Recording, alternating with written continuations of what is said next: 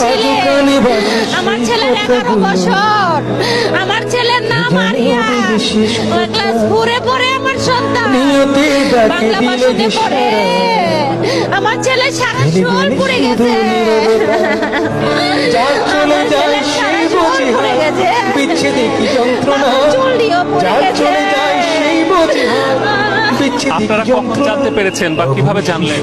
আমরা শুনছি যে স্কুলে আগুন ধরতে পারে আমার জালের ছেলে উজাইয়া হসপিটালে নিয়েছে, সাথে লুকা ছিল, ওরা সবাই নিয়েছে। আমিও হসপিটালে যাইয়া দেখছি ওরে যে পানি ডালতেছে, খালি পুরা শরীর পুড়ে গেছে, প্যান্ট সহকারে পুড়ে শরীরের সাথে লাগিয়ে গেছে।